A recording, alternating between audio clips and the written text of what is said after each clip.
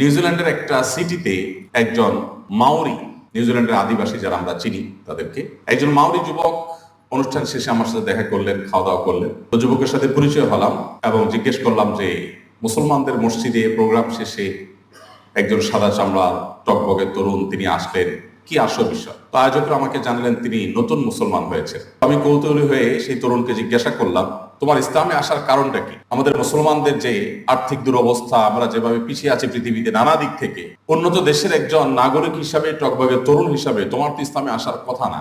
ইসলামে আসার কারণ কি?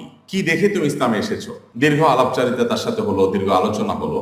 একটা পর্যায়ে তাকে জিজ্ঞাসা করলাম যে তোমার ইসলামে আসার আগে আর ইসলামে আসার পরে এই দুই জীবনের ভিতরে কোনো পার্থক্য অনুভব করছো কিনা, ফিল করছো কিনা? তখন সে যুবক, যার নতুন নাম রেখেছে সে তৌফিক, আর তার পুরাতন নাম সম্ভবত তানি, সে আমাকে বলল যে ইসলাম গ্রহণ করার আগে আমার জীবনের আসলে কোনো লক্ষ্য খুঁজে পেতাম না। ইসলাম গ্রহণ করার পর এখন জীবনের লক্ষ্য তো অনেক পরের কথা। প্রতিটি স্টেপ, প্রতিটি পা ফেলার আগে আমি জানি আমি কেন এই পা ফেলছি। একদম ক্রিস্টাল ক্লিয়ার আমার লক্ষ্য এবং উদ্দেশ্য পরিষ্কার, যার ফলে আমি জীবনের মানে খুঁজে পেয়েছি। এর আগে আমি পড়াশোনা করব, আমি তরুণ মানুষ, আমার ক্যারিয়ারকে ভালো একটা জায়গায় নিয়ে যাব, আমি পৃথিবীতে অনেক কিছু করব, অনেক টাকা পয়সা কামাই করব, অনেক বড় উদ্যোক্তা হব, অনেক বড় চাকরি হব, অনেক কিছু হব। বাট আফটার দ্যাট, সবকিছুর শেষে আসলে কি হবে? আমি অনেক টাকা পয়সা মালিক হলাম, পৃথিবীর সবচেয়ে বড় পয়সাওয়ালা হয়ে গেলাম, তো আমার তো একসময় মরতে হবে। যখন মরে যাব সব থেকে যাবে, আমি চলে যাব। তাহলে আমার এত সব আয়োজন, এত সব চেষ্টার মিনিংটা কি দাঁড়ালো? এটার ফাইনাল রেজাল্টটা কি দাঁড়ালো? ঠিক একইভাবে যত রকমের আয়োজন আছে আমার জীবনকে ঘিরে, তার সব আয়োজনগুলো আমি উপভোগ করার চেষ্টা করতাম, কিন্তু একটা পর্যায়ে এসে আমার ভেতর থেকে এক হতাশা কাজ করতো। সেটা হলো আসলে দিন শেষে আমার অ্যাচিভমেন্টটা কি, অর্জনটা কি? অনেক বড় পাওয়ারফুল হয়ে গেলাম, তো যখন মরে যাবো সাথে সাথে শেষ হয়ে যাবে, পাওয়ার সব রেখে আমাকে চলে যেতে হবে। তাহলে খুবই সামান্য এবং লিমিটেড একটা টাইমের জন্য এত কিছু করে আসলে লাভটা কি হলো? আমরা জীবনে চেষ্টা করি যতটা ভোগ করি তার চাইতে কম সময়। আমরা আমাদের জীবনে স্টাবলিশড হতে হতে, যেটাকে আমাদের বাংলা ভাষায় এক কথায় আমরা বলি পায়ে দাঁড়ানো, নিজের পায়ের উপর দাঁড়াতে দাঁড়াতে আমাদের 40-45 বছর বয়স হয়ে যায়।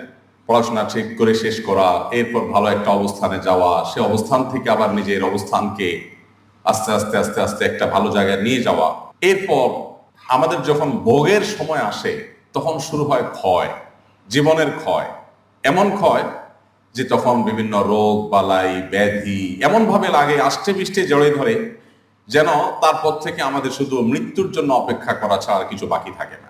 তো সে যুবক আমাকে বলছিলেন যে আমার পুরো জীবন সম্পর্কে এমন অনুভূতি, এমন অনুভব আমার মধ্যে সবসময় কাজ করতো।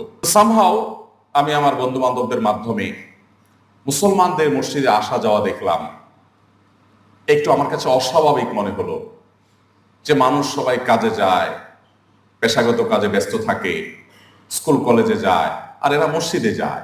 2025-এর এই পৃথিবীতেও কোনো সুনির্দিষ্ট লক্ষ্য ছাড়া, কোন একটা অ্যাচিভমেন্ট ছাড়া এভাবে এই ভোর বেলায় উঠে মসজিদে চলে যাওয়া, এটা কি সম্ভব? আমার মধ্যে কৌতূহল জাগ্রত হলো, কেন এরা মসজিদে যায়? মুসলমানরা কি পায়?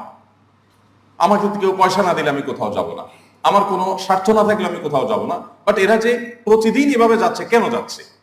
তখন আমি মসজিদে গেলাম, মসজিদে মানুষের সাথে উঠলাম, বসলাম, তাদের দেখলাম, তারা দেখি নামাজ পড়ে। জিজ্ঞেস করলাম তোমাদের নামাজ পড়লে কি হয়, কোনো পয়সা কড়ি পাও কিনা, কোনো প্রতিষ্ঠান, কোনো এনজিও, দেশি বিদেশি কেউ তোমাদের কিছু দেয়? বলে না, কেউ কিছু দেয় না। এটা কোনো কথা? কোনো টাকা নাই, পয়সা নাই, তুমি 5 বার দৈনিক মসজিদে যাচ্ছ, ঘুমটুম বাদ দিয়ে, এরপর নামাজ কালাম করছো, তোমাদের প্রাপ্তিটা কি আসলে, কেন এসব করো? তো যুবক অনেক দীর্ঘ আলোচনা একটা পর্যায়ে বলল যে এরপর আমি কনভিন্সড হলাম যে এরা একটা অদৃশ্য সুখ পায় যেটা আমি পাই না। তো আমি তাদেরকে বললাম তাহলে আমাকে মুসলমান হলাম।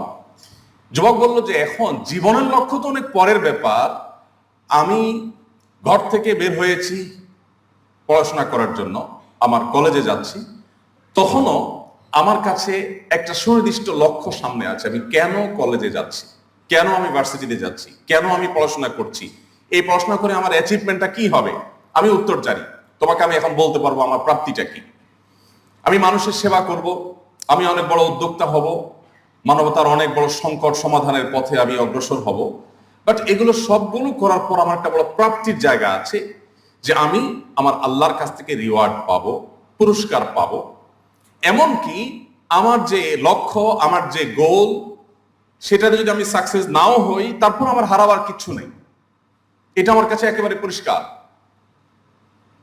তাহলে সেক্ষেত্রে একজন মুসলিম যুবক যে আসলে সত্যিকারের মুসলিম হতে পেরেছে, যে আল্লাহ এবং তার রাসূলের পরিচয় লাভ করেছে, যে কোরআন এবং সুন্নাহকে তার জীবনে গাইডলাইন হিসাবে গ্রহণ করেছে, সে পড়াশোনা করে কেন?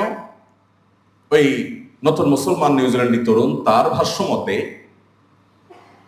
একজন মুসলিম তরুণ তিনি পড়াশোনা করেন এই জন্য যে তিনি পড়াশোনা করে ভালো একটা জায়গায় যাবেন, যে মানুষের সেবা করবেন তাতে আল্লাহ তাআলা খুশি হবেন, আল্লাহ খুশি হয়ে তাকে পুরস্কার দিবেন এবং আল্লাহ তাআলা তাকে জান্নাত দিবেন।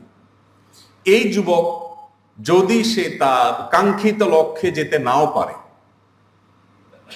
সে কাঙ্ক্ষিত ফলাফল করতে পারলো না, ভালো জায়গায় যেতে পারলো না, ভালো কোনো অ্যাচিভমেন্ট করতে পারলো না, তারপরেও এই যুবকের হারাবার কিচ্ছু নেই এবং ডিপ্রেসড হওয়ার কোনো কারণ নাই। কারণ এই যুবক, তার দৃঢ় বিশ্বাস আছে, কোনো মুসলমান কোনো ভালো কাজ করবার সংকল্প যদি তার সঠিক থাকে, তার সদিচ্ছার যদি কোনো ঘাটতি না থাকে, সে যদি সে কাজটা সঠিকভাবে করতে নাও পারে, আল্লাহ তাকে তার এই কাজের যে বিনিময় দেওয়ার কথা তা পরিপূর্ণভাবে দিয়ে দিবেন।